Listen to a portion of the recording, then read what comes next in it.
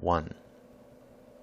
In my inaugural lecture, I stated that while holding this professorship, I should direct you, in your practical exercises, chiefly to natural history and landscape, and having in the course of the past year laid the foundational elements of art sufficiently before you, I will invite you now to enter on real work with me, and accordingly I propose, during this and the following term, to give you what practical leading I can in elementary study of landscape, and of a branch of natural history which will form a kind of center for all the rest, ichthyology. In the outset, I must shortly state to you the position which landscape painting and animal painting hold towards the higher branches of art. Landscape painting is the thoughtful and passionate representation of the physical conditions appointed for human existence. It imitates the aspects and records the phenomena of the visible things which are dangerous or beneficial to men, and displays the human methods of dealing with these, and of enjoying them or suffering from them, which are either exemplary or deserving of sympathetic contemplation. Animal painting investigates the laws of greater and less nobility, of character in organic form, as comparative anatomy examines those of greater and less development in organic structure. And the function of animal painting is to bring into notice the minor and unthought-of conditions of power or beauty, as that of physiology is to ascertain the minor conditions of adaptation. Questions as to the purpose of arrangements, or the use of the organs of an animal are, however, no less within the province of the painter than of the physiologist, and are indeed more likely to commend themselves to you through drawing than dissection. For as you dissect an animal, you generally assume its form to be necessary, and only examine how it is constructed, but in drawing the outer form itself attentively, you are led necessarily to consider the mode of life for which it is disposed, and therefore to be struck by an awkwardness or apparent uselessness in its parts. After sketching one day several heads of birds, it becomes a vital matter of interest to me to know the use of the bony process on the head of the hornbill. But on asking a great physiologist, I found that it appeared to him an absurd question, and was certainly an unanswerable one. I have limited, you have just heard, landscape painting to the representation of phenomena relating to human life. You will scarcely be disposed to admit the propriety of such a limitation, and you will still less be likely to conceive its necessary strictness and severity, unless I convince you of it by somewhat detailed examples. Here are two landscapes by Turner in his greatest time, Vesuvius in repose, Vesuvius in eruption. One is a beautiful harmony of cool color, the other of hot, and they are both exquisitely designed in ornamental lines, but they are not painted for those qualities. They are painted because the state of the scene in one case is full of delight to men, and in the other of pain and danger. And it is not Turner's object at all to exhibit or illustrate natural phenomena, however interesting in themselves. He does not want to paint blue mist in order to teach you the nature of evaporation, nor this lava stream to explain to you the operation of gravity on ponderous and viscous materials. He paints the blue mist because it brings life and joy to men, and the lava stream because it is death to them. Again, here are two sea pieces by Turner of the same period, photographs from them at least. One is a calm on the shore at Scarborough, the other the wreck of an Indiaman. These also are each painted with exquisitely artistic purpose, the first in opposition of local black to diffuse sunshine, the second the decorative grouping of white spots on a dark ground. That decorative purpose of dappling is as studiously and deliciously carried out by Turner with the Daedalus side of him in the inlaying of these white spots on the Indiaman's deck, as if he were working a precious toy in ebony and ivory. But Turner did not paint either of the sea pieces for the sake of these decorous arrangements. Neither did he paint the Scarborough as a professor of physical science, to show you the level of low tide on the Yorkshire coast, nor the Indiaman to show you the force of impact in a liquid mass of seawater of given momentum. He painted this to show you the daily course of quiet human work and happiness, and that to enable you to conceive something of uttermost human misery, both ordered by the power of the great deep. You may easily, you must, perhaps, for a little time, suspect me of exaggerating in this statement. It is so natural to suppose that the main interest of landscape is essentially in rocks and water and sky, and that figures are to be put, like the salt and mustard to a dish, only to give it a flavor. Put all that out of your heads at once. The interest of a landscape consists wholly in its relation either to figures present, or to figures past, or to human powers conceived. The most splendid drawing of the chain of the Alps, irrespective of their relation to humanity, is no more a true landscape than a painting of this bit of stone. For as natural philosophers, there is no bigness or littleness to you. This stone is just as interesting to you, or ought to be, as if it was 1,000,000 times as big. There is no more sublimity, per se, in ground sloped at an angle of 45 than in ground level, nor in a perpendicular fracture of a rock than in a horizontal one. The only thing that makes the one more interesting to you in a landscape than the other is that you could tumble over the perpendicular fracture and couldn't tumble over the other. A cloud, looked at as a cloud only, is no more a subject for painting than so much feculence in dirty water. It is merely dirty air, or at best a chemical solution ill-made. That it is worthy of being painted at all depends upon its being the means of nourishment and chastisement to men, or the dwelling place of imaginary gods.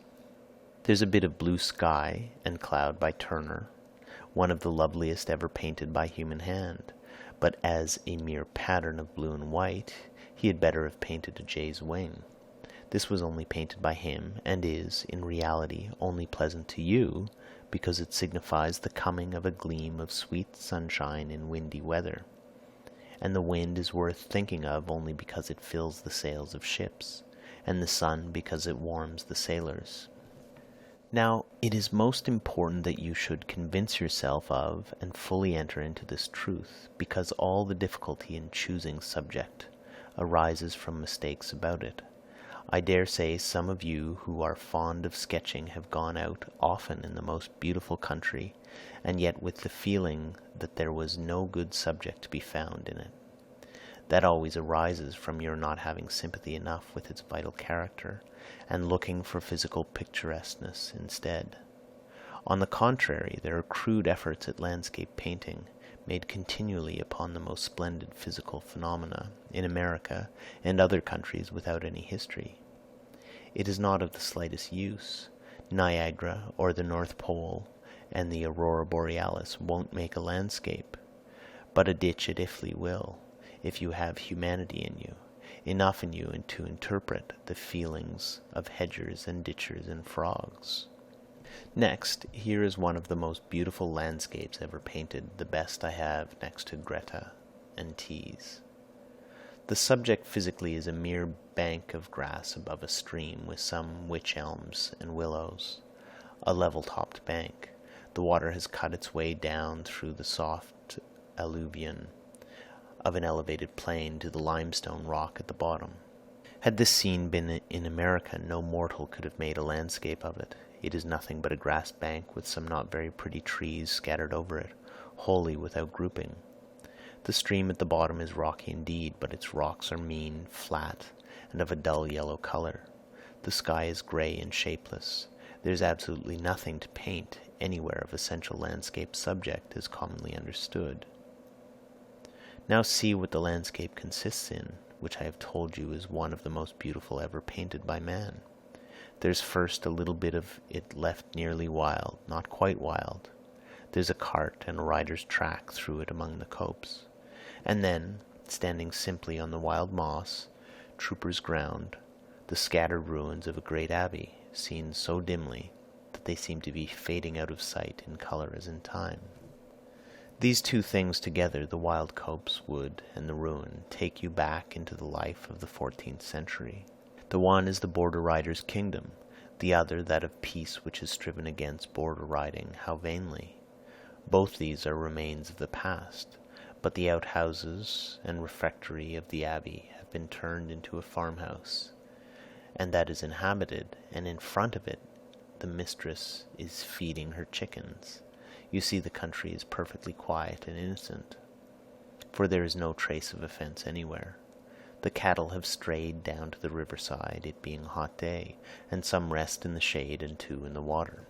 They could not have done so at their ease had the river not been humanized. Only a little bit of its stony bed is left. A mill weir thrown across stays the water in a perfectly clear and delicious pool. To show how clear it is, Turner has put the only piece of playing color in all the picture into the reflection in this. One cow is white, another white and red, evidently as clean as morning dew can wash their sides. They could not have been so in a country where there was the least coal smoke. So Turner has put a wreath of perfectly white smoke through the trees, and lest that should not be enough to show you they burnt wood, he has made his foreground of a piece of copse just lopped, with the new faggots standing up against it. And this still not being enough to give you the idea of perfect cleanliness, he has covered the stones of the riverbed with white clothes laid out to dry. And that not being enough yet, for the riverbed might be clean, though nothing else was, he has put a quantity more hanging over the abbey walls. Only natural phenomena in their direct relation to humanity, these are to be your subjects in landscape. Rocks and water and air may no more be painted for their own sakes than the armor carved without the warrior. But secondly, I said landscape is to be a passionate representation of these things. It must be done, that is to say, with strength and depth of soul. This is, indeed, to some extent merely the particular application of a principle that has no exception. If you are without strong passions, you cannot be a painter at all. The laying of paint by an insensitive person, whatever it endeavors to represent, is not painting, but daubing or plastering, and that, observe, irrespective of the boldness or minuteness of the work. An insensitive person will daub with a camel's hairbrush and ultramarine, and a passionate one will paint with mortar and trowel. But far more than common passion is necessary to paint landscape. The physical conditions there are so numerous, and the spiritual ones so occult, that you are sure to be overpowered by the materialism, unless your sentiment is strong. No man is naturally likely to think first of anatomy in painting a pretty woman, but he is very aptly to do so in painting a mountain.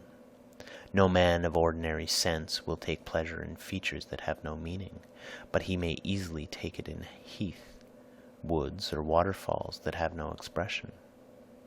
So that it needs much greater strength of heart and intellect to paint landscape than figure. Many commonplace persons, bred in good schools, have painted the figure pleasantly or even well, but none but the strongest, John Bellini, Titian, Velasquez, Tintoret, Mantegna, Sandro Botticelli, Carpaccio, and Turner, have ever painted a fragment of good landscape. In missal painting, exquisite figure drawing is frequent, and landscape backgrounds in late works are elaborate, but I only know thoroughly good landscapes in one book, and I have examined, I speak deliberately, thousands. For one thing, the passion is necessary for the mere quantity of design. In good art, whether painting or sculpture, I have again and again told you every touch is necessary and beautifully intended.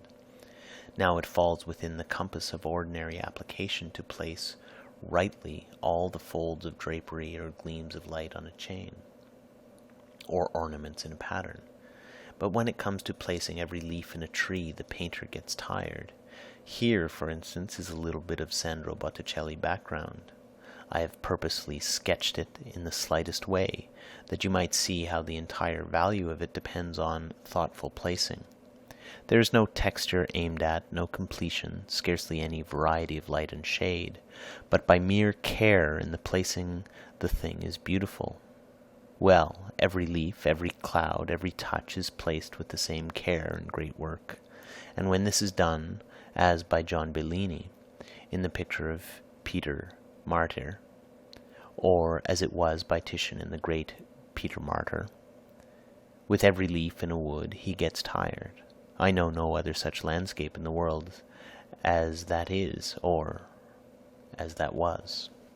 Perhaps you think on such conditions you never can paint a landscape at all. Well, great landscape certainly not. But pleasant and useful landscape, yes, provided only the passion you bring to it be true and pure.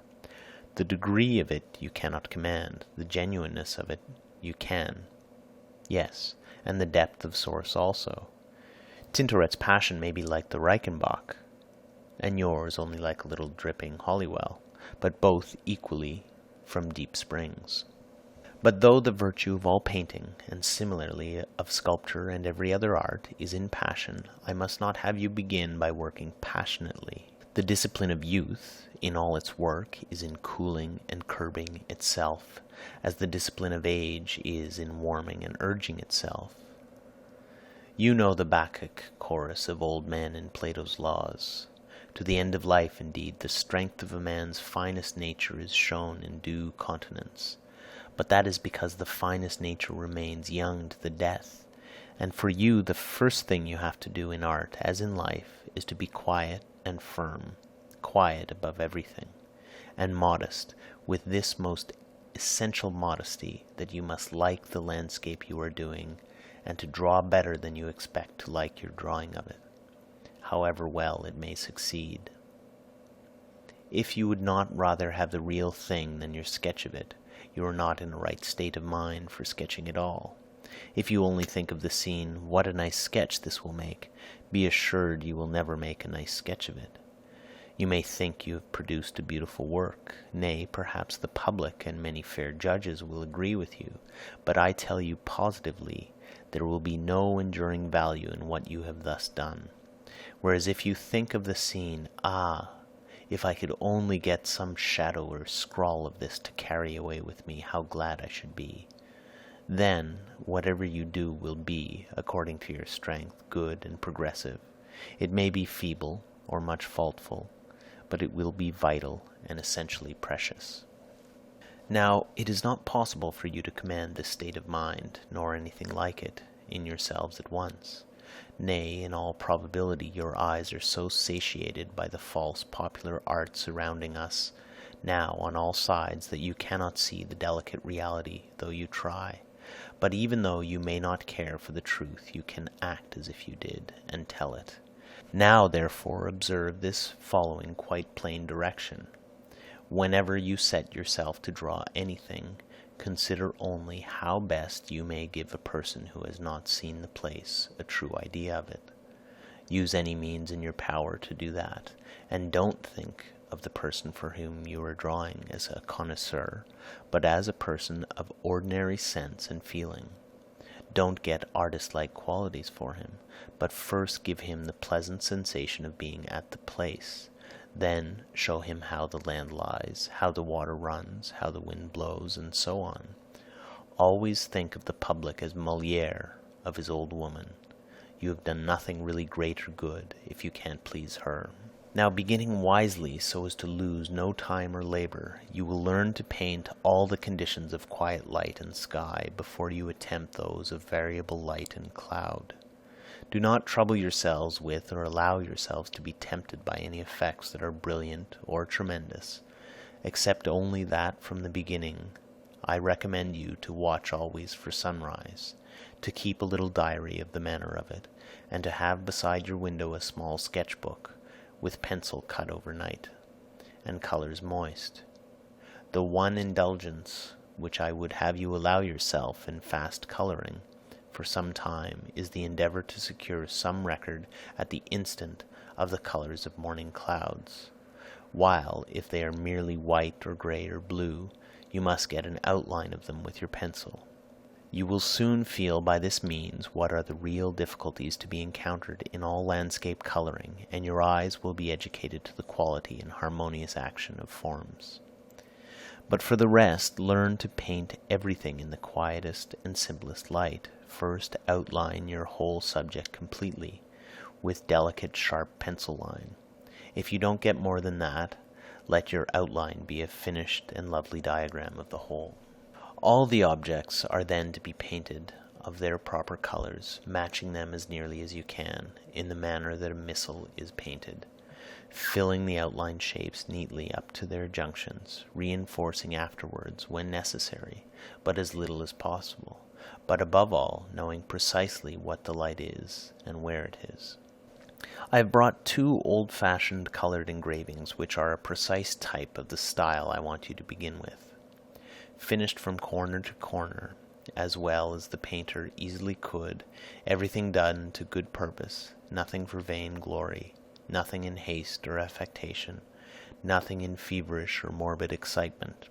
The observation is accurate, the sentiment, though childish, deep and pure, and the effect of light for common work quite curiously harmonious and deceptive. They are, in spite of their weakness, absolutely the only landscapes I could show you which give you a real idea of the places, or which put your minds into the tone which, if you were happy and at ease, they would take in the air and light of Italy. I dwell on the necessity of completion especially because I have lost much time myself from my sympathy with the feverish intensity of the minds of great engravers, and from always fastening on 1 or 2 points of my subject and neglecting the rest. We have seen then that every subject is to be taken up first in its terminal lines, then in its light and shade, then in its color. First of the terminal lines of landscape, or of drawing an outline. I think the examples of shell outline in your copying series must already have made you feel the exact nature of a pure outline, the difficulty of it, and the value.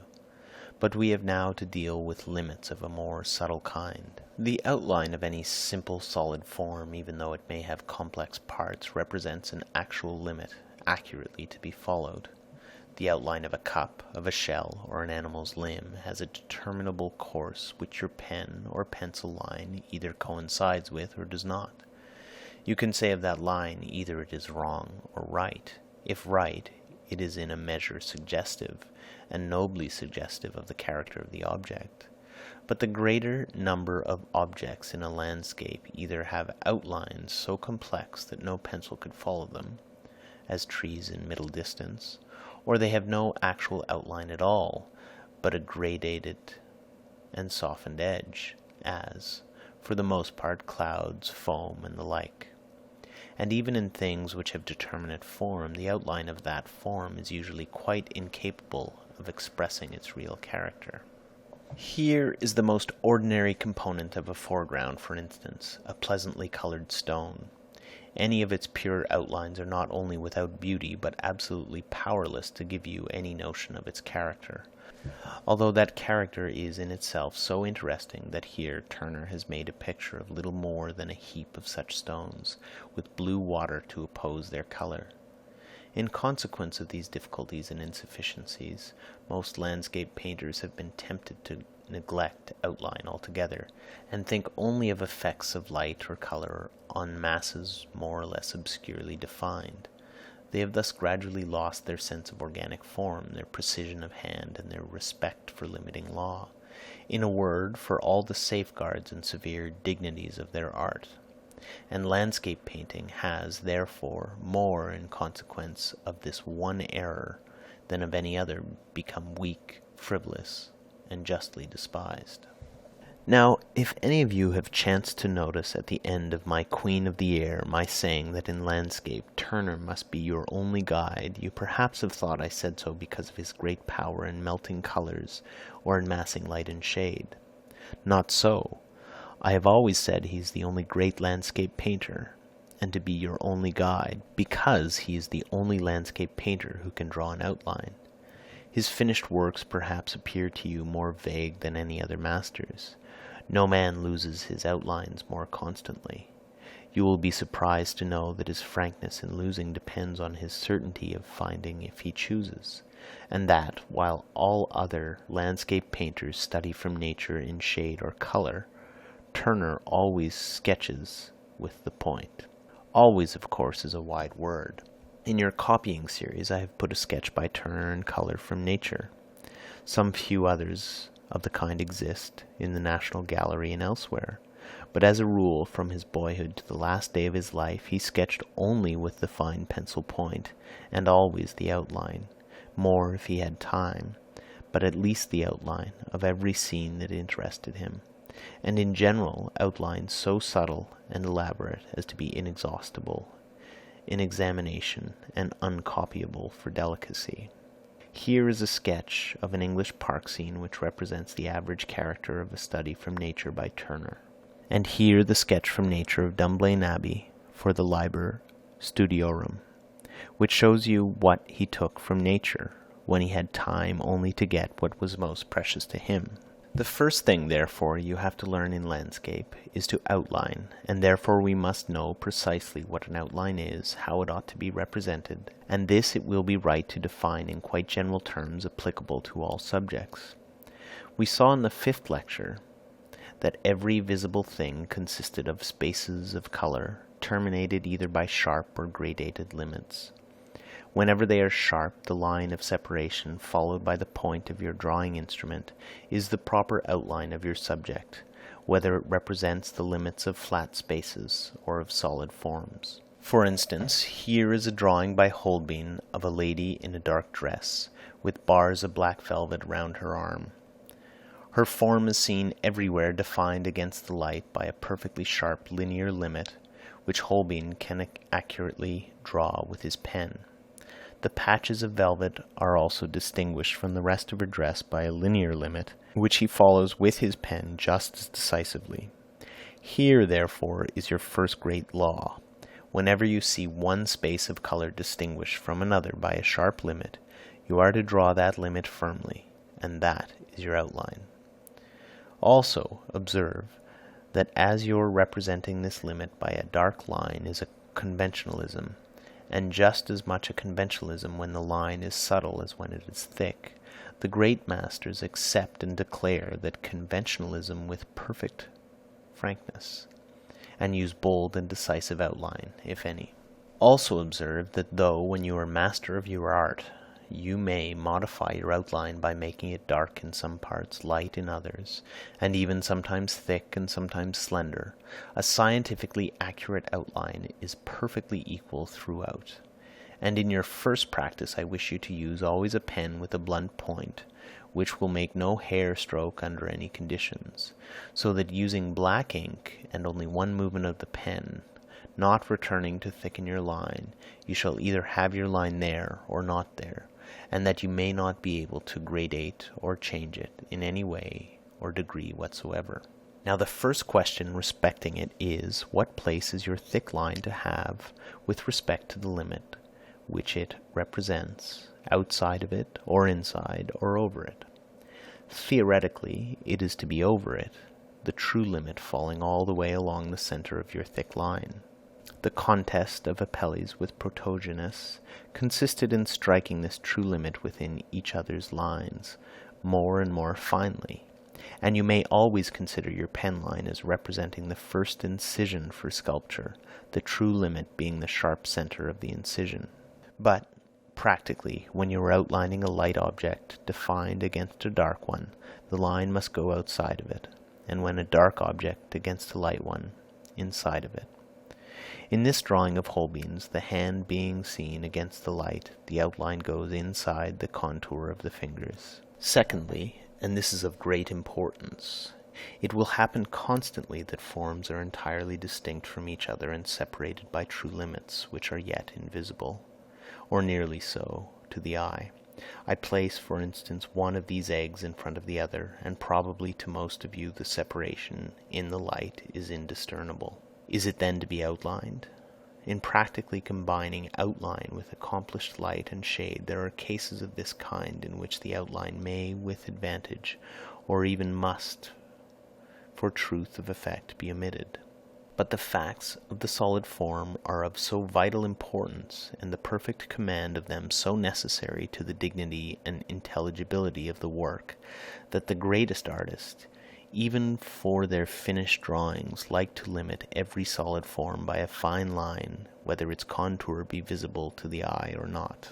An outline thus perfectly made with absolute decision, and with a wash of one color above it, is the most masterly of all methods of light and shade study, with limited time, when the forms of the object to be drawn are clear and unaffected by mist.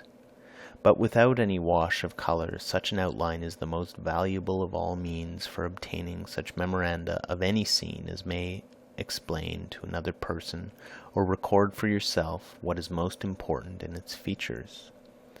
Choose then a subject that interests you, and so far as failure or time or materials compels you to finish one part or express one character rather than another, of course dwell on the features that interest you most.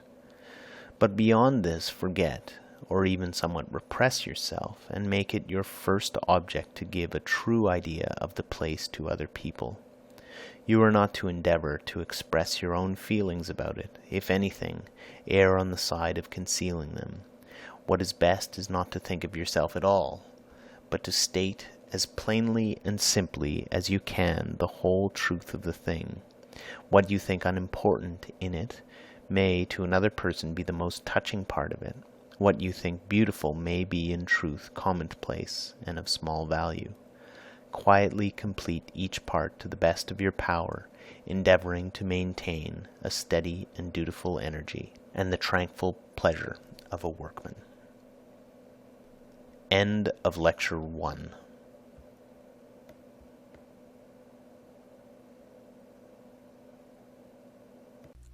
Lecture 2. Light and Shade.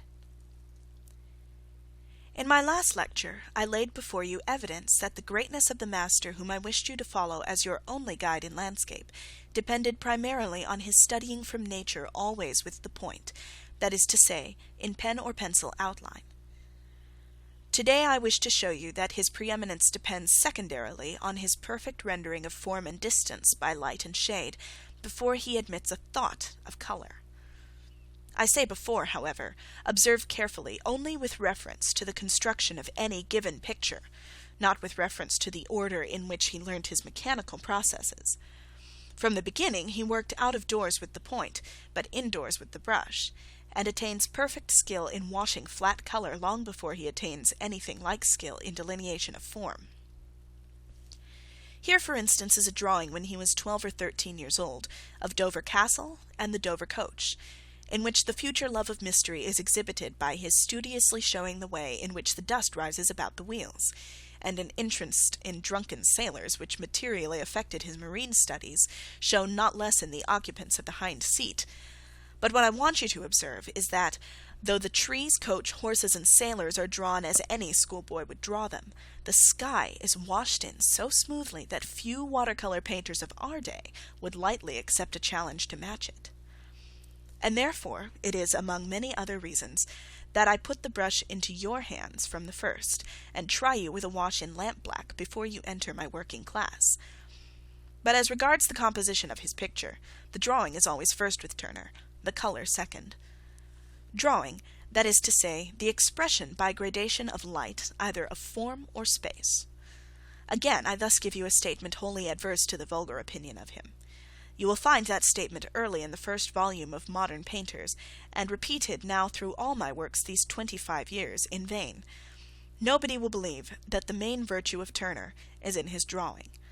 I say the main virtue of Turner. Splendid though he be as a colorist, he is not unrivalled in color. Nay, in some qualities of color he has been far surpassed by the Venetians. But no one has ever touched him in the exquisiteness of gradation, and no one in landscape, in perfect rendering of organic form. I showed you in this drawing, at last lecture, how truly he had matched the color of the iron-stained rocks in the bed of the Ticino, and any of you who care for color at all cannot but take more or less pleasure in the black and greens and warm browns opposed throughout. But the essential value of the work is not in these. It is first in the expression of enormous scale of mountain and space of air, by gradations of shade in these colors, whatever they may be, and secondly, in the perfect rounding and cleaving of the masses alike of mountain and stone. I showed you one of the stones themselves as an example of uninteresting outline. If I were to ask you to paint it, though its color is pleasant enough, you would still find it uninteresting and coarse compared to that of a flower or a bird. But if I can engage you in an endeavor to draw its true forms in light and shade, You will most assuredly find it not only interesting, but in some points quite beyond the most subtle skill you can give to it. You have heard me state to you several times that all the masters who valued accurate form and modelling found the readiest way of obtaining the facts they required to be firm pen outline, completed by a wash of neutral tint.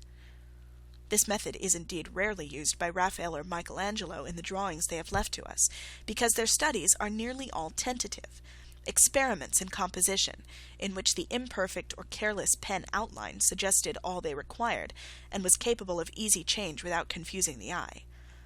But the masters who knew precisely before they laid touch on paper what they were going to do, and this may be observed either because they are less or greater than the men who change, less in merely drawing some natural object without attempt at composition, or greater in knowing absolutely beforehand the composition they intend. It may be even so that what they intend, though better known, is not so good. But at all events, in this anticipating power, Tintoret, Holbein, and Turner stand, I think, alone as draughtsmen. Tintoret rarely sketching at all, but painting straight at the first blow, while Holbein and Turner sketch indeed, but it is as with pen of iron and a point of diamond. You will find in your educational series many drawings illustrative of the method, but I have enlarged here the part that is executed with the pen out of this smaller drawing, that you may see with what fearless strength Holbein delineates even the most delicate folds of the veil on the head, and of the light muslin on the shoulders, giving them delicacy, not by the thinness of his line, but by its exquisite veracity. The eye will endure with patience, or even linger with pleasure on any line that is right, however coarse, while the faintest or finest that is wrong will be forcibly destructive. And again I have to recommend you to draw always as if you were engraving, and as if the line could not be changed. The method used by Turner in the Liber Studiorum is precisely analogous to that of Holbein. The lines of these etchings are to trees, rocks, or buildings absolutely what these of Holbein are, not suggestions of contingent grace, but determinations of the limits of future form. You will see the explanatory office of such lines by placing this outline over my drawing of the stone, until the lines coincide with the limits of the shadow. You will find that it intensifies and explains the forms which otherwise would have escaped notice, and that a perfectly gradated wash of neutral tint with an outline of this kind is all that is necessary for grammatical statement of forms. It is all that the great colorists need for their studies. They would think it wasted time to go further.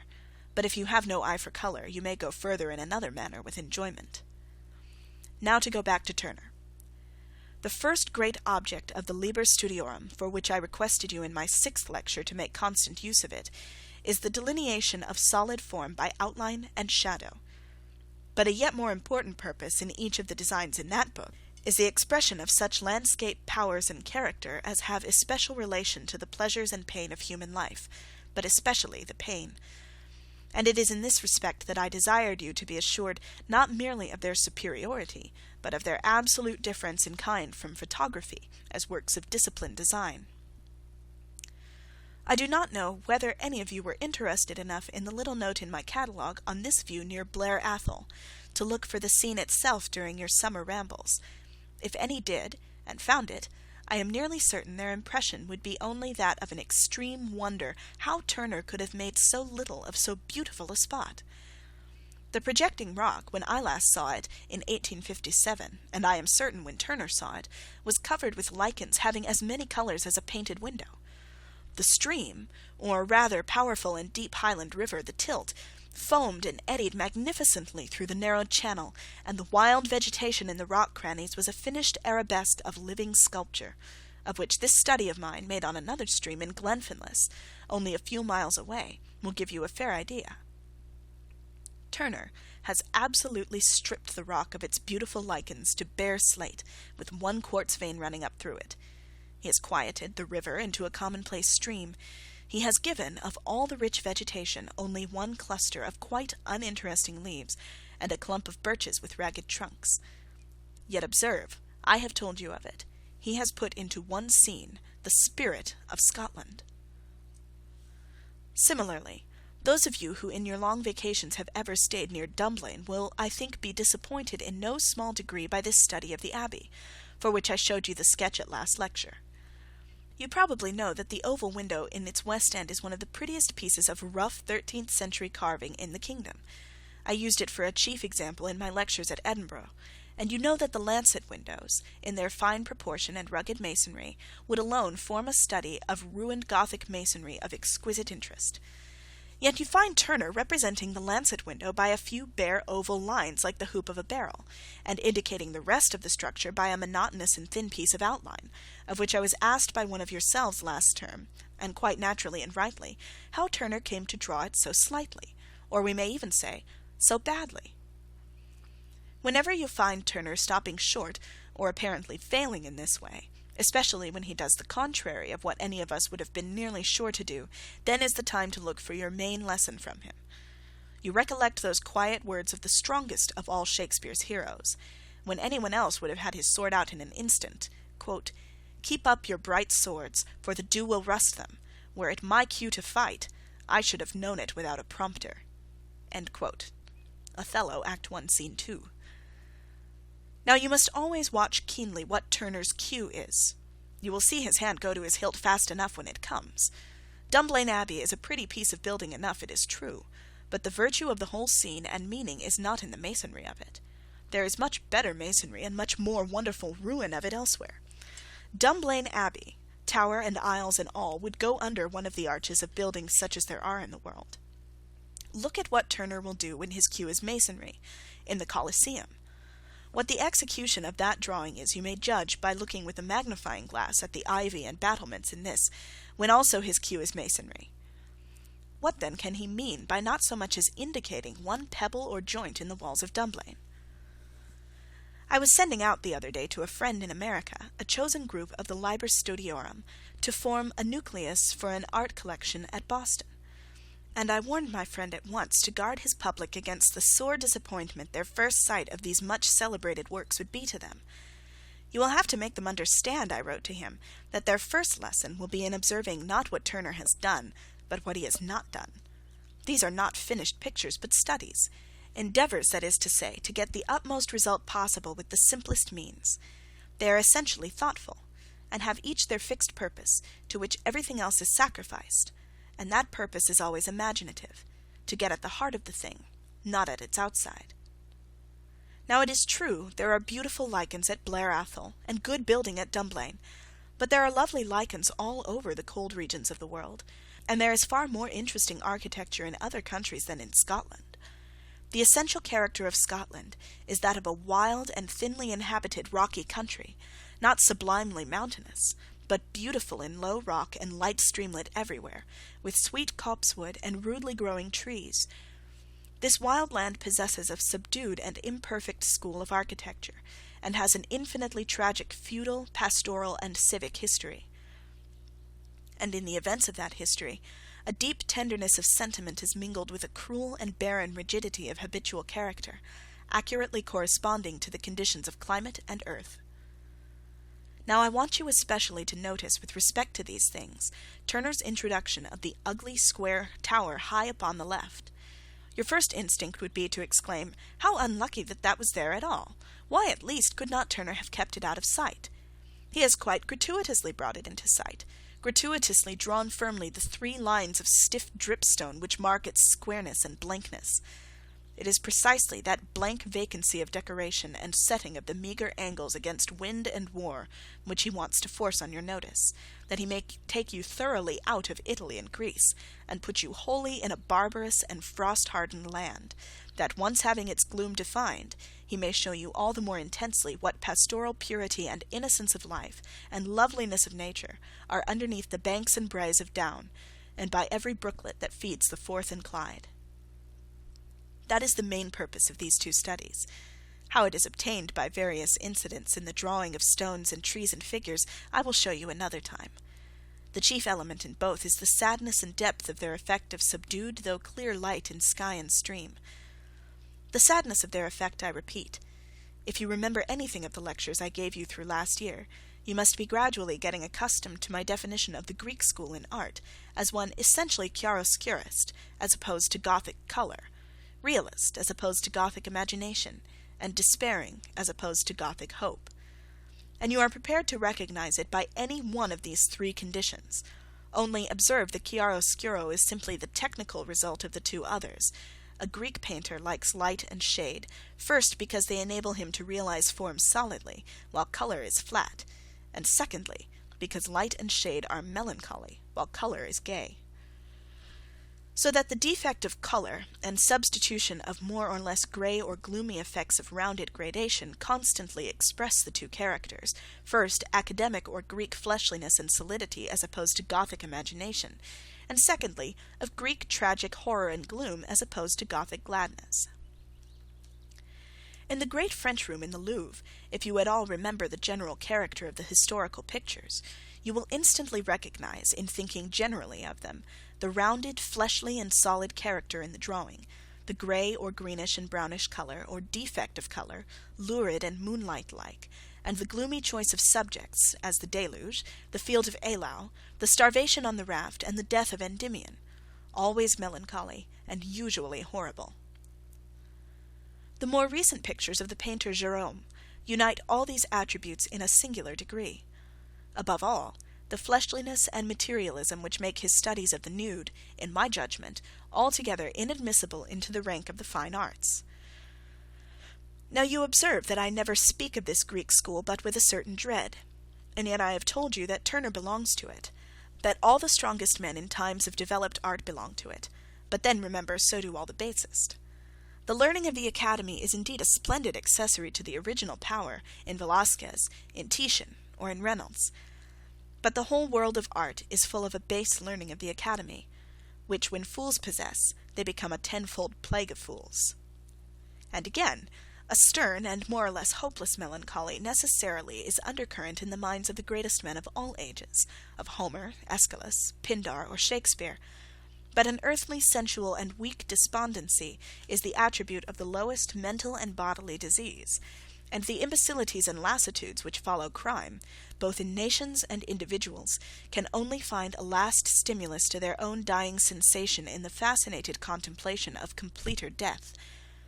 Between these, the highest, and these the basest, you have every variety and combination of strength and of mistake. The mass of foolish persons dividing themselves always between the two oppositely and equally erroneous faiths, that genius may dispense with law, or that law can create genius. Of the two, there is more excuse for and less danger in the first than in the second mistake. Genius has sometimes done lovely things without knowledge and without discipline, but all the learning of the academies has never yet drawn so much as one fair face, or even set two pleasant colours side by side. Now there is one great northern painter of whom I have not spoken till now, probably to your surprise, Rubens, whose power is composed of so many elements, and whose character may be illustrated so completely, and with it the various operation of the counter-schools, by one of his pictures now open to your study, that I would press you to set aside one of your brightest Easter afternoons for the study of that one picture in the exhibition of the old masters, the so-called Juno and Argus, number 387. So-called, I say, for it is not a picture either of Argus or of Juno, but the portrait of a Flemish lady as Juno, just as Rubens painted his family picture with his wife as the Virgin and himself as St. George, and a good anatomical study of a human body as Argus. In the days of Rubens, you must remember, mythology was thought of as a mere empty form of compliment or fable, and the original meaning of it wholly forgotten. Rubens never dreamed that Argus is the night, or that his eyes are stars, but with the absolutely literal and brutal part of his Dutch nature supposes the head of Argus full of real eyes all over, and represents Hebe cutting them out with a bloody knife and putting one into the hand of the goddess, like an unseemly oyster. That conception of the action, and the loathsome sprawling of the trunk of Argus under the chariot, are the essential contributions of Rubens's own Netherland personality. Then with the rest of the treatment he learned from other schools, but adopted with splendid power. First, I think you ought to be struck by having two large peacocks painted with scarcely any colour in them. They are nearly black or black-green peacocks. Now you know that Rubens is always spoken of as a great colourist, par excellence a colourist, and would you not have expected that, before all things, the first thing you would have seen in a peacock would have been gold and blue? He sees nothing of the kind. A peacock to him is essentially a dark bird, serpent-like in the writhing of the neck, cloud-like in the toss and wave of its plumes. He has dashed out the filaments of every feather with magnificent drawing. He has not given you one bright gleam of green or purple in all the two birds. Well, the reason of that is that Rubens is not par excellence a colorist, nay, not even a good colorist. He is a very second-rate and coarse colorist, and therefore his color catches the lower public and gets talked about. But he is par excellence a splendid draughtsman of the Greek school, and no one else except Tintoret could have drawn with the same ease either the muscles of the dead body or the plumes of the birds. Further, that he never became a great colorist does not mean that he could not, had he chosen. He was warped from colour by his lower Greek instincts, by his animal delight in coarse and violent forms and scenes, in fighting, in hunting, and in torments of martyrdom and hell. But he had the higher gift in him, if the flesh had not subdued it. There is one part of this picture which he learned how to do at Venice, the Iris with the golden hair in the chariot behind Juno. In her he has put out his full power, under the teaching of Veronese and Titian, and he has all the splendid Northern Gothic, Reynolds or Gainsborough play of feature with Venetian colour. Scarcely anything more beautiful than that head, or more masterly than the composition of it, with the inlaid pattern of Juno's robe beneath, exists in the art of any country. Si sic omnia, but I know nothing else equal to it throughout the entire works of Rubens. See then how the picture divides itself. In the fleshly baseness, brutality, and stupidity of its main conception is the Dutch part of it. That is Rubens's own. In the noble drawing of the dead body and of the birds you have the Phidias Greek part of it, brought down to Rubens through Michelangelo. In the embroidery of Juno's robe you have the Daedalus Greek part of it, brought down to Rubens through Veronese. In the head of Iris you have the pure Northern Gothic part of it, brought down to Rubens through Giorgione and Titian. Now, though, even if we had given 10 minutes of digression, the lessons in this picture would have been well worth it. I have not, in taking you to it, gone out of my own way. There is a special point for us to observe in those dark peacocks. If you look at the notes on the Venetian pictures in the end of my Stones of Venice, you will find it especially dwelt upon as singular that Tintoret, in his picture of the Nativity, has a peacock without any colour in it. And the reason of it also, that Tintoret belongs with the full half of his mind, as Rubens does, to the Greek school. But the two men reach the same point by opposite paths. Tintoret begins with what Venice taught him, and adopted from what Athens could teach, but Rubens begins with Athens, and adopts from Venice. Now if you will look back to my 5th lecture, you will find it said that the colorists can always adopt as much chiaroscuro as suits them, and so become perfect, but the chiaroscurists cannot on their part adopt colour, except partially, and accordingly, whenever Tintoret chooses, he can laugh Rubens to scorn in management of light and shade, but Rubens only here and there, as far as I know myself, only this once, touches Tintoret or Giorgione in colour. But now observe further.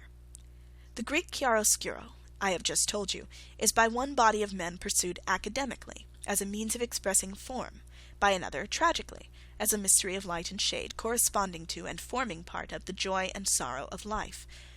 You may, of course, find the two purposes mingled. But pure formal chiaroscuro, Marcantonio's and Leonardo's, is inconsistent with colour, and though it is thoroughly necessary as an exercise, it is only as a correcting and guarding one, never as a basis of art. Let me be sure now that you thoroughly understand the relation of formal shade to colour.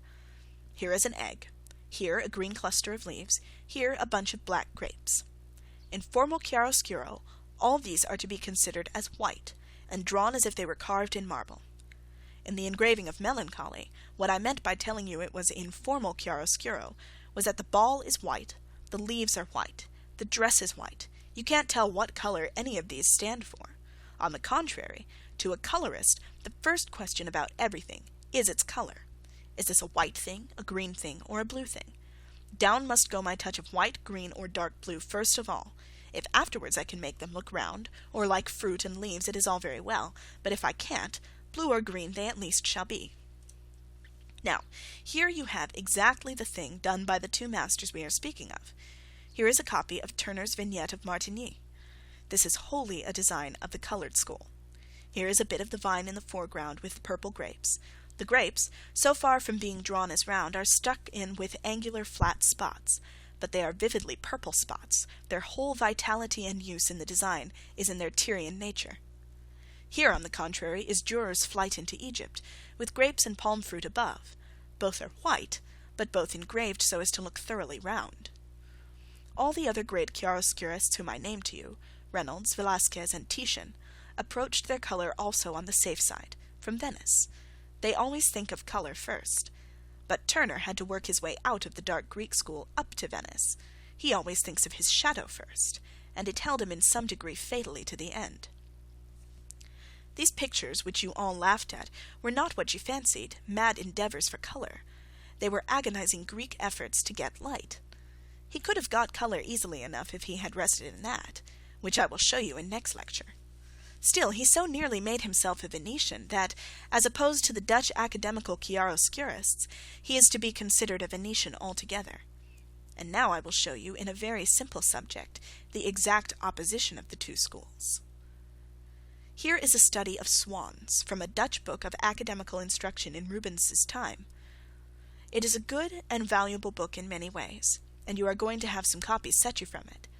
But as a type of academical chiaroscuro, it will give you most valuable lessons on the other side, of warning. Here, then, is the academical Dutchman's notion of a swan.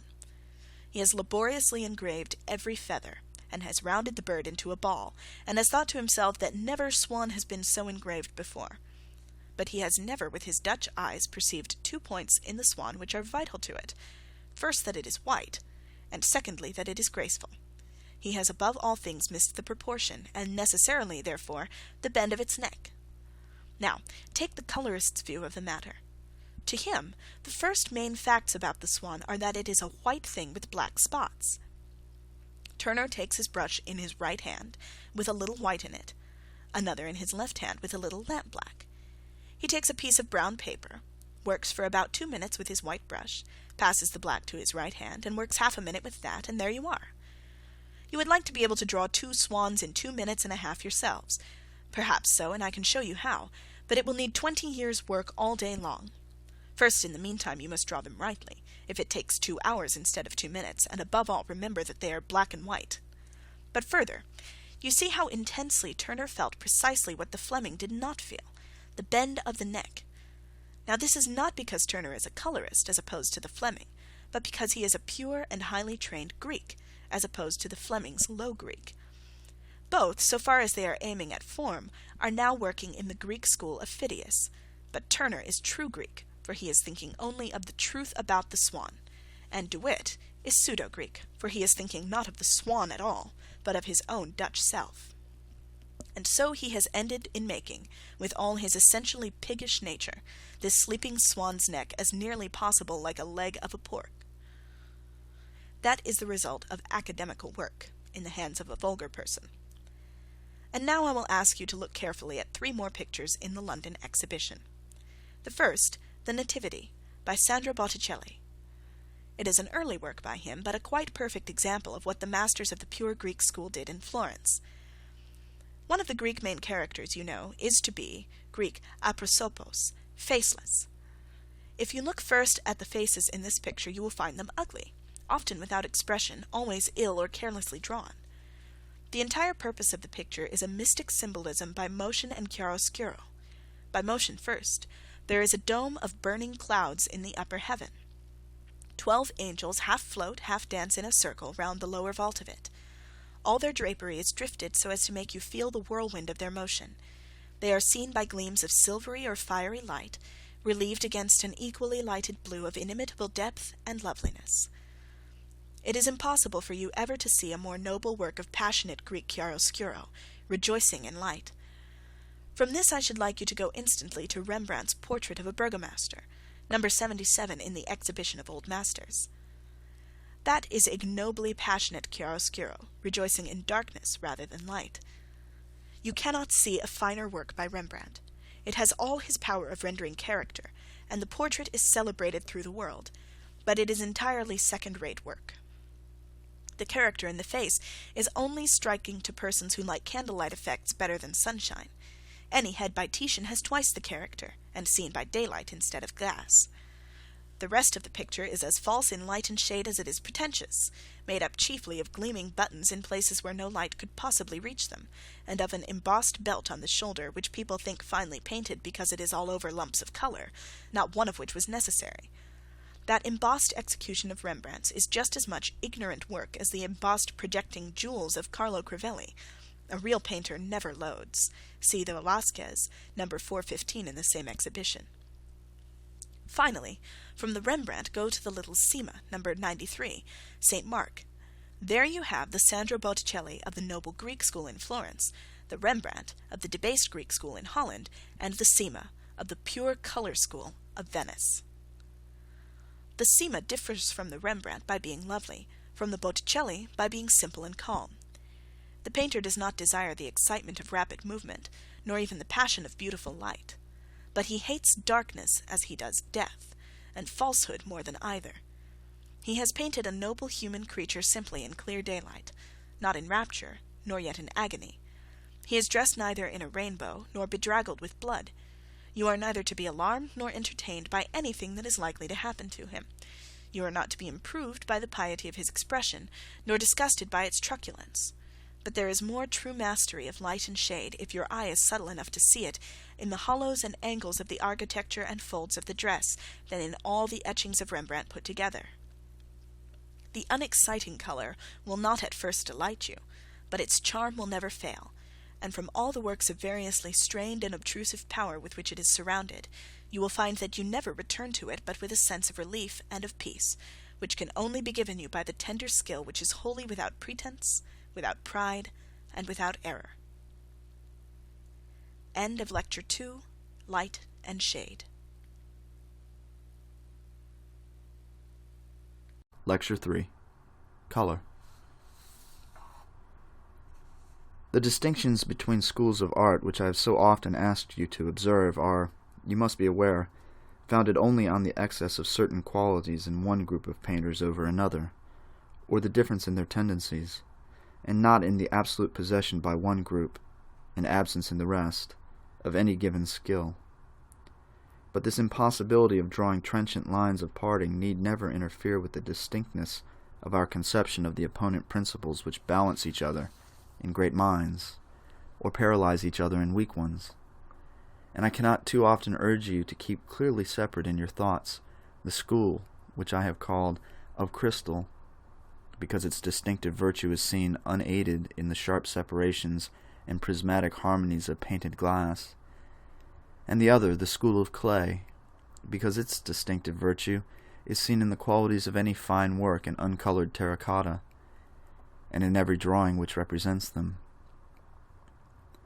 You know, I sometimes speak of these generally as the Gothic and Greek schools, sometimes as the colorist and chiaroscurist. All these oppositions are liable to infinite qualification and gradation, as between species of animals, and you must not be troubled, therefore, if sometimes momentary contradictions seem to arise in examining special points. Nay, the modes of opposition in the greatest men are inlaid and complex, difficult to explain, though in themselves clear. Thus, you know, in your study of sculpture, we saw that the essential aim of the Greek art was tranquil action. The chief aim of Gothic art was passionate rest, a peace, an eternity of intense sentiment. As I go into detail, I shall continually, therefore, have to oppose Gothic passion to Greek temperance, yet Gothic rigidity, stasis of ecstasis, to Greek action and eleutheria. You see how doubly, how intimately opposed the ideas are, yet how difficult to explain without apparent contradiction. Now, today I must guard you carefully against a misapprehension of this kind. I have told you that the Greeks, as Greeks, made real and material what was before indefinite. They turned the clouds and the lightning of Mount Ithome into the human flesh and eagle upon the extended arm of the Messenian Zeus. And yet, being in all things set upon absolute veracity and realization, they perceive, as they work, and think forward that to see in all things truly is to see in all things dimly, and through hiding of cloud and fire. So that the schools of crystal, visionary, passionate, and fantastic in purpose, are in method trenchantly formal and clear, and the schools of clay, absolutely realistic, temperate, and simple in purpose, are, in method, mysterious and soft, sometimes licentious, sometimes terrific, and always obscure. Look once more at this Greek dancing girl, which is from a terracotta, and therefore intensely of the school of clay. Look at her beside this Madonna of Filippo Lippi's. Greek motion against Gothic absolute quietness, Greek indifference, dancing, careless, against Gothic passion, the mothers. What word can I use except frenzy of love? Greek fleshliness against hungry wasting of the self-forgetful body, Greek softness of diffused shadow and ductile curve, against Gothic lucidity of color and acuteness of angle, and Greek simplicity and cold veracity against Gothic rapture of trusted vision. And now I may safely, I think, go into our work of today without confusing you, except only in this. You will find me continually speaking of four men, Titian, Holbein, Turner, and Tintoret, in almost the same terms. They unite every quality, and sometimes you will find me referring to them as colorists, sometimes as chiaroscurists. Only remember this, that Holbein and Turner are Greek chiaroscurists, nearly perfect by adopted color. Titian and Tintoret are essentially Gothic colorists, quite perfect by adopted chiaroscuro. I used the word prismatic just now of the schools of crystal as being iridescent. By being studious of color, they are studious of division, and while the chiaroscurist devotes himself to the representation of degrees of force in one thing, unseparated light, the colorists have for their function the attainment of beauty by arrangement of the divisions of light, and therefore, primarily, they must be able to divide, so that elementary exercises in color must be directed, like first exercises in music, to the clear separation of notes, and the final perfections of color are those in which, of innumerable notes or hues, everyone has a distinct office, and can be fastened on by the eye and approved as fulfilling it. I do not doubt that it has often been a matter of wonder among any of you who had faith in my judgment why I gave to the university, as characteristic of Turner's work, the simple and first unattractive drawings of the Louvre series. My first and principal reason was that they enforced, beyond all resistance, on any student who might attempt to copy them, this method of laying portions of distinct hue side by side.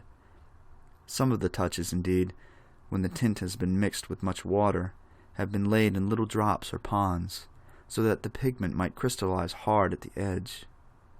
And one of the chief delights, which anyone who really enjoys painting finds in that art as distinct from sculpture, is in this exquisite inlaying or joiner's work of it, the fitting of edge to edge with a manual skill precisely correspondent to the close application of crowded notes without the least slur, in fine harp or piano playing.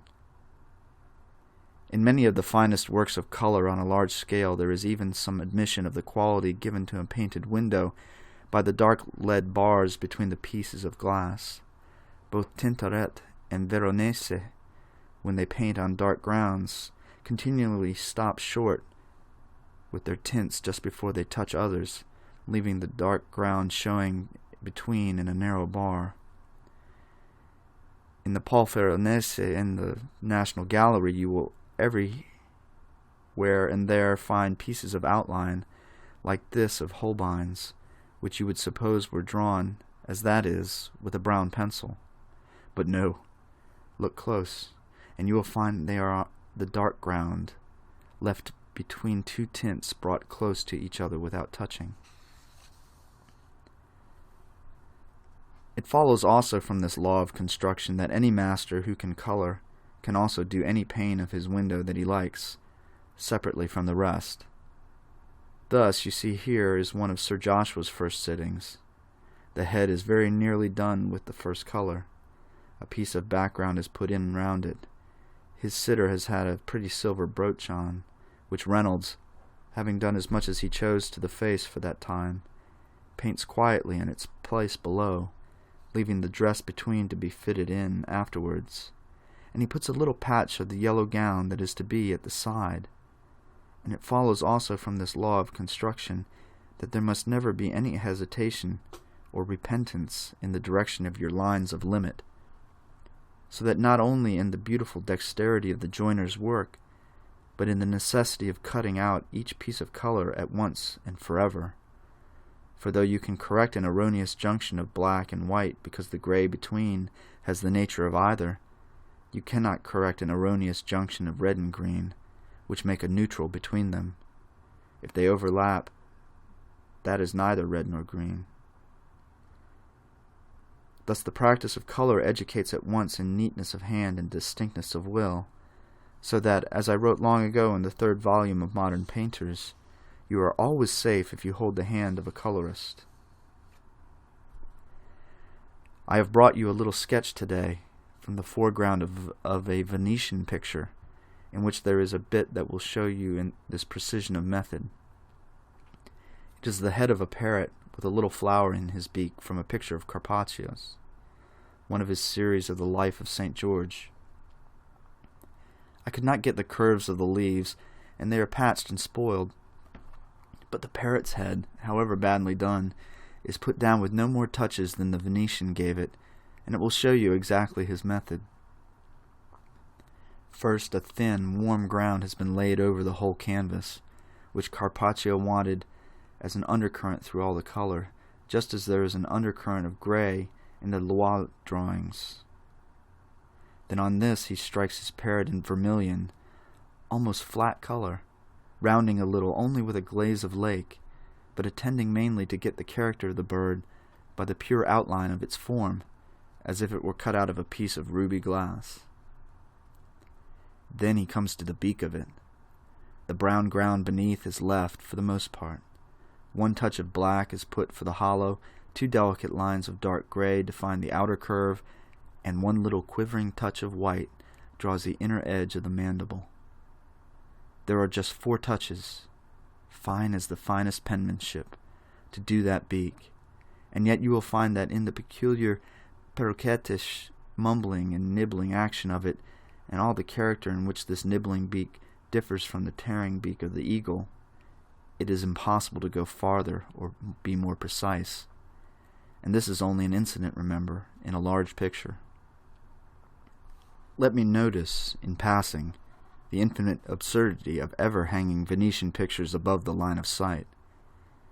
There are very few persons in the room who will be able to see the drawing of the bird's beak without a magnifying glass. Yet it is 10 to 1 that in any modern gallery such a picture would be hung 30 feet from the ground. Here again is a little bit to show Carpaccio's execution. It is his signature. Only a little wall lizard holding the paper in its mouth. Perfect, yet so small that you can scarcely see its feet, and that I could not with my finest pointed brush copy their stealthy action. And now I think the members of my class will more readily pardon the intensely irksome work I put them to, with the compasses and the ruler. Measurement and precision are, with me, before all things, just because, though myself trained wholly in the chiaroscuro schools, I know the value of color, and I want you to begin with color in the very outset, and to see everything as children would see it. For, believe me, the final philosophy of art can only ratify their opinion that the beauty of a cock-robin is to be red, and of a grass-plot to be green, and the best skill of art is in instantly seizing on the manifold deliciousness of light, which you can only seize by precision of instantaneous touch.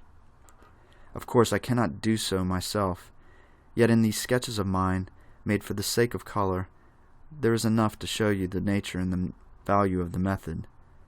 They are two pieces of study of the color of marble architecture, the tints literally edified and laid edge to edge as simply on the paper as the stones are on the walls.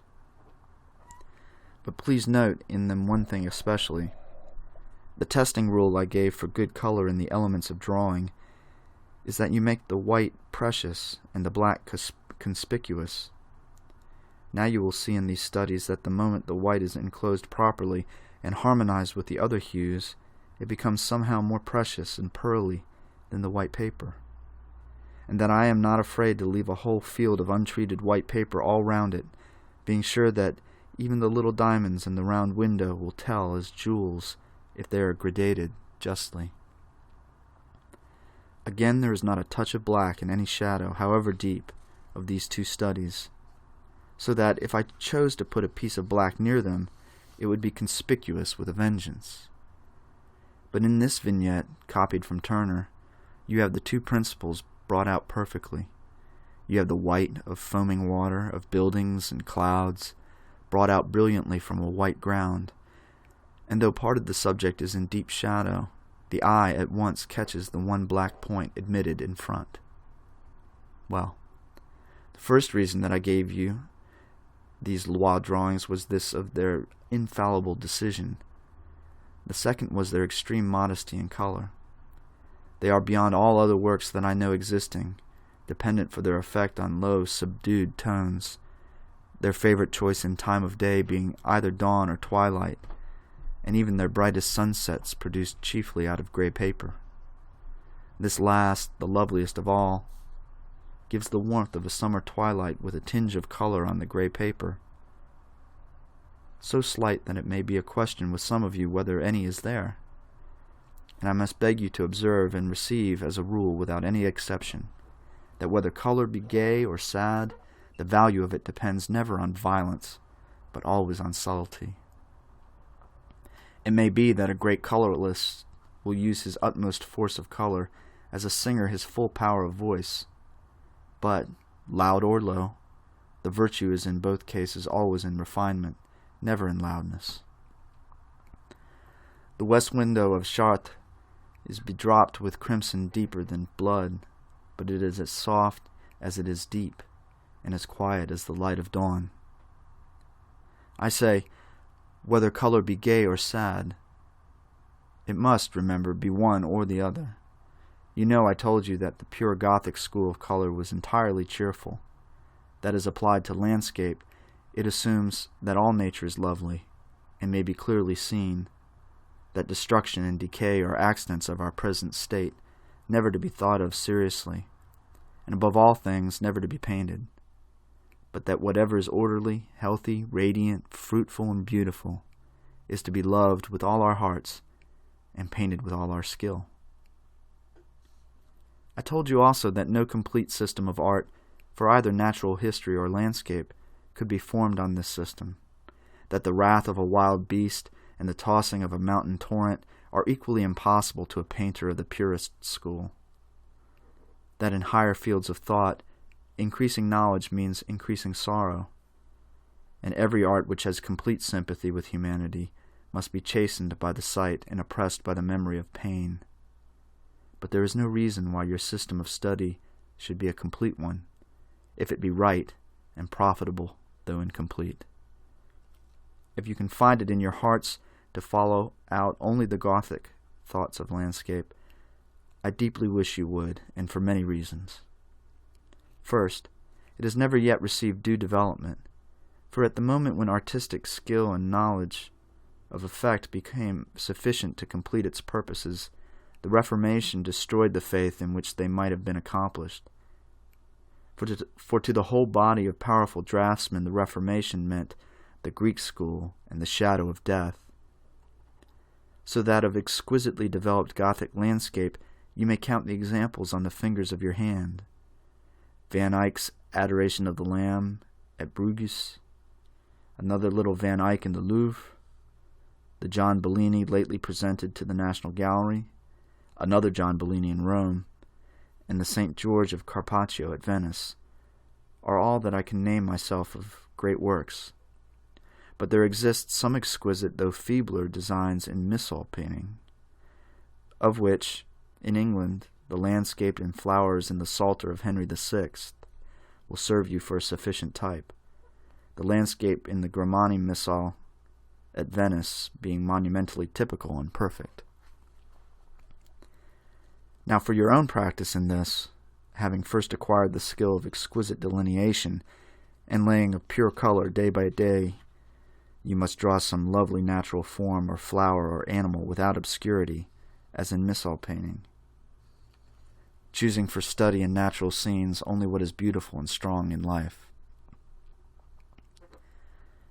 I fully anticipated at the beginning of the Pre-Raphaelite movement that they would have carried forward this method of work, but they broke themselves to pieces by pursuing dramatic sensation instead of beauty, so that to this day all the loveliest things in the world remain unpainted. And although we have occasionally spasmodic efforts and fits of enthusiasm and green meadows and apple blossom to spare, it yet remains a fact that not in all this England, and still less in France, have you a painter who has been able to nobly to paint so much as a hedge of wild roses or a forest glade full of anemones or wood sorrel. One reason of this has been the idea that such work was easy on the part of the young men who attempted it, and the total vulgarity and want of education in the greater body of abler artists, rendering them insensitive to qualities of fine delineation, the universal law for them being that they can draw a pig, but not a Venus. For instance, two landscape painters of much reputation in England, and one of them in France also, David Cox and John Constable, represent a form of blunt and untrained faculty, which in being very frank and simple, apparently powerful, and needing no thought, intelligence, or trouble whatever to observe, and being wholly disorderly, slovenly, and licentious, and therein meeting with instant sympathy from the disorderly public mind, now resentful of every trammel and ignorant of every law. These two men, I say, represent in their intensity the qualities adverse to all accurate science or skill in landscape art,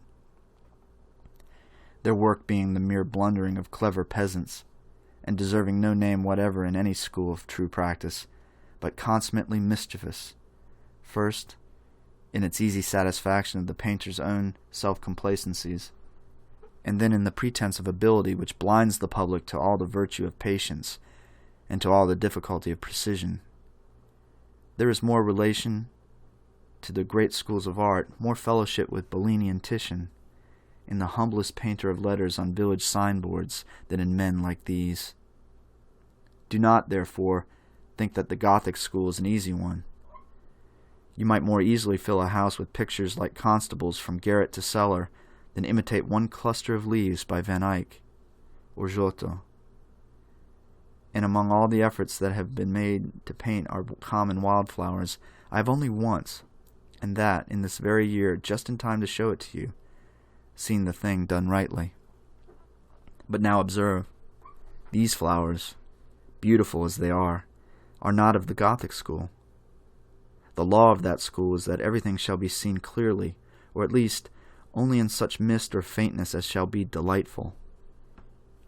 And I have no doubt that the best introduction to it would be the elementary practice of painting every study on a golden ground.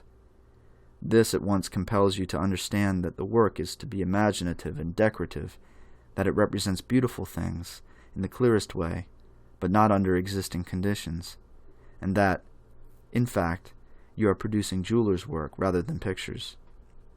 Then the qualities of grace and design become paramount to every other, and you may afterwards substitute clear sky for the golden background, without danger of loss or sacrifice of system. Clear sky of golden light, or deep and full blue, for the full blue of Titian is just as much a piece of conventional enameled background as if it were a plate of gold, that depth of blue in relation to foreground objects being wholly impossible. There is another immense advantage in this Byzantine and Gothic abstraction of decisive form, when it is joined with a faithful desire of whatever truth can be expressed on narrow conditions. It makes us observe the vital points in which character consists, and educates the eye and mind in the habit of fastening and limiting themselves to essentials. In complete drawing, one is continually liable to be led aside from the main points by picturesque additions of light and shade. In Gothic drawing, you must get the character, if at all, by a keenness of analysis which must be in constant exercise. And here I must beg of you very earnestly, once for all, to clear your minds of any misapprehension of the nature of Gothic art, as if it implied error and weakness instead of severity. That a style is restrained or severe does not mean that it is also erroneous. Much mischief has been done, endless misapprehension induced in this matter, by the blundering religious painters of Germany, who have become examples of the opposite error from our English painters of the Constable group. Our uneducated men work too bluntly to be ever in the right, but the Germans draw finely and resolutely wrong. Here is a Riposo of Overbeck's, for instance, which the painter imagined to be elevated in style because he had drawn it without light and shade and with absolute decision.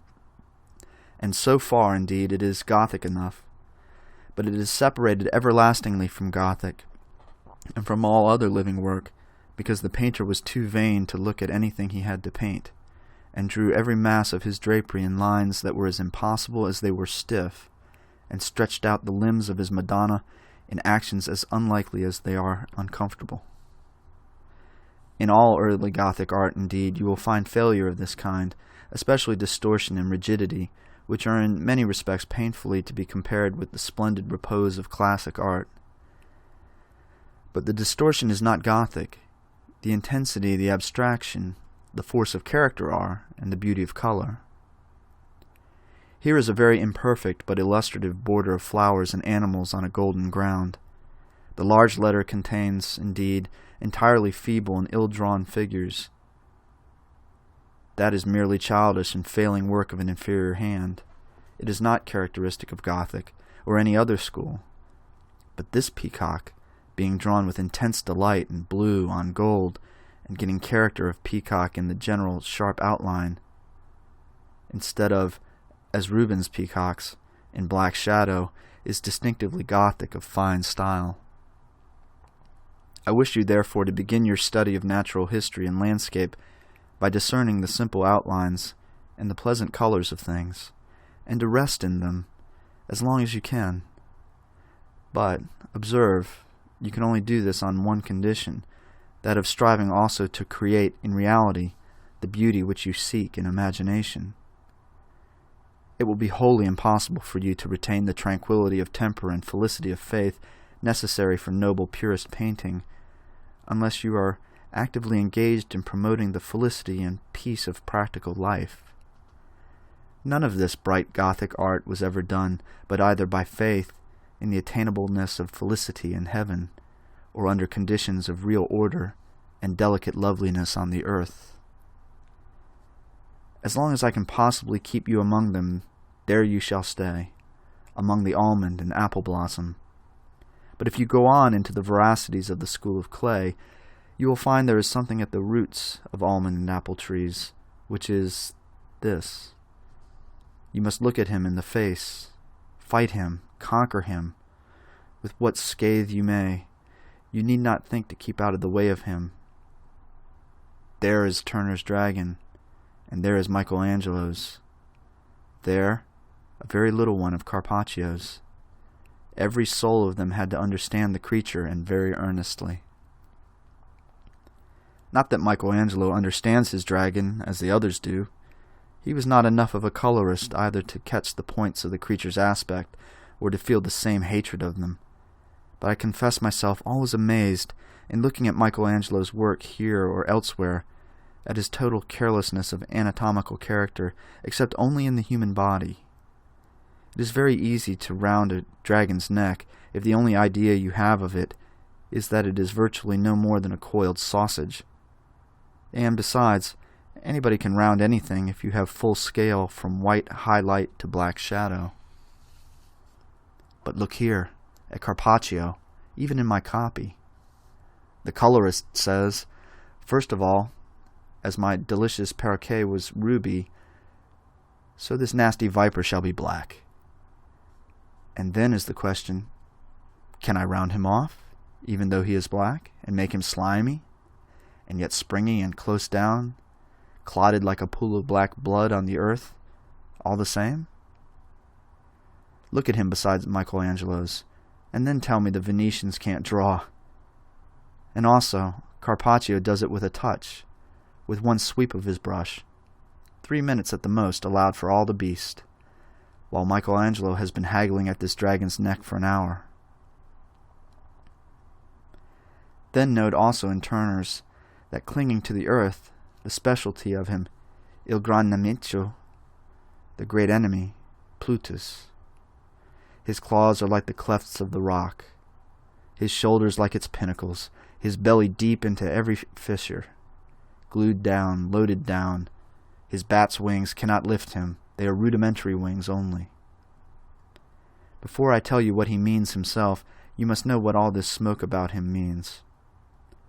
Nothing will be more precious to you, I think, in the practical study of art than the conviction, which will force itself on you more and more every hour, of the way all things are bound together, little and great, in spirit and in matter, so that if you get once the right clue to any group of them, it will grasp the simplest, yet reach to the highest truths. You know I have just been telling you how this school of materialism in clay involved itself at last in cloud and fire. Now, down to the least detail of method and subject, that will hold. Here is the perfect type, though not a complex one, of Gothic landscape. The background gold, the trees drawn leaf by leaf, and full green in color, no effect of light. Here is an equally typical Greek school landscape by Wilson, lost wholly in golden mist, the trees so slightly drawn that you don't know if they are trees or towers, and no care for color whatsoever. Perfectly deceptive and marvelous effect of sunshine through the mist.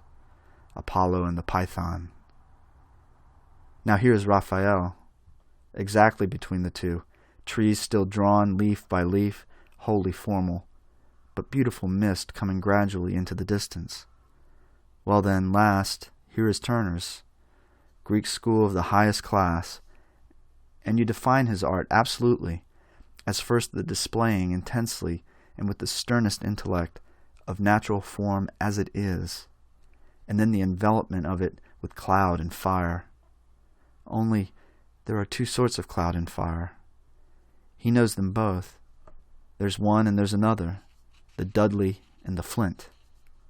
That's what the cloud and flame of the dragon mean. Now, let me show you what the dragon means himself. I go back to another perfect landscape of the living Gothic school. It is only a pencil outline by Edward Burne-Jones in illustration of the story of Psyche. It is the introduction of Psyche, after all her troubles, into heaven.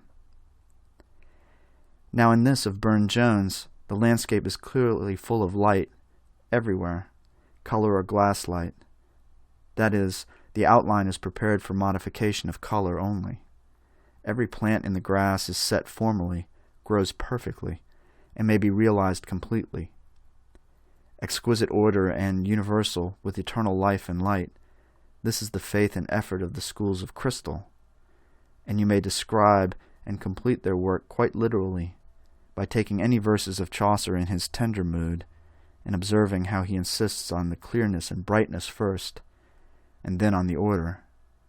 Thus, in Chaucer's Dream, "Within an isle, methought I was, where wall and yet was all of glass, and so was closed round about, that leaveless none come in me out, uncouth and strange to behold, for every yet of fine gold, 1,000 fans I turning, and tuned had and brides singing, diverse, and on each fan a pair, with open mouth again here, and of a suit were all the towers, subtly corven after flowers, of uncouth colours during I, that never been none seen in May." Next to this drawing of Psyche I place two of Turner's most beautiful classical landscapes, At once you are out of the open daylight, either in sunshine, admitted partially through trembling leaves, or in the last rays of its setting, scarcely any more warm on the darkness of the ilex wood. In both the vegetation, though beautiful, is absolutely wild and uncared for, as it seems, either by human or by higher powers, which, having appointed for it the laws of its being, leave it to spring into such beauty as is consistent with disease and alternate with decay. In the purest landscape, the human subject is the immortality of the soul by the faithfulness of love. In both the Turner landscapes, it is the death of the body by the impatience and error of love. The one is the first glimpse of Hesperia by Essecus. Aspicit Hesperiam patria sebrenida ripa, injectos humeres, secantem sole capillos. In a few moments to lose her forever. The other is a mythological subject of deeper meaning, the death of Proteus. I just now referred to the landscape by John Bellini in the National Gallery as one of the 6 best existing of the purist school, being wholly felicitous and enjoyable. In the foreground of it, indeed, is the martyrdom of Peter Martyr, but John Bellini looks upon that as an entirely cheerful and pleasing incident. It does not disturb or even surprise him, much less displease in the slightest degree. Now the best landscape to this in the National Gallery is a Florentine one on the edge of transition to the Greek feeling, and in that distance is still beautiful but misty, not clear. The flowers are still beautiful but intentionally of the color of blood. And in the foreground lies the dead body of Procrus, which disturbs the poor painter greatly, and he has expressed his disturbed mind about it in the figure of a poor little brown, nearly black faun, or perhaps the god Faunus himself, who is much puzzled by the death of Procrus, and stoops over her, thinking it a woeful thing to find her pretty body lying there breathless, and all spotted with blood on the breast. You remember I told you how the earthly power that is necessary in art was shown by the flight of Daedalus to the Herpeton Minos. Look for yourselves at the story of Procrus as related to Minos in the 15th chapter of the 3rd book of Apollodorus, and you will see why it is a faun who is put to wonder at her, she having escaped by artifice from the bestial power of Minos. Yet she is wholly an earth nymph, and the son of Aurora must not only leave her, but himself slay her. The myth of Samael desiring to see Zeus, and of Apollo and Coronis, and this having all the same main interest. Once understand that, and you will see why Turner has put her death under this deep shade of trees, the sun withdrawing his last ray, and why he has put beside her the low type of an animal's pain, a dog licking its wounded paw. But now I want you to understand Turner's depth of sympathy farther still. In both these high mythical subjects, the surrounding nature, though suffering, is still dignified and beautiful. Every line in which the master traces it, even where seemingly negligent, is lovely and set down with a meditative calmness which makes these 2 etchings capable of being placed beside the most tranquil work of Holbein or Dürer.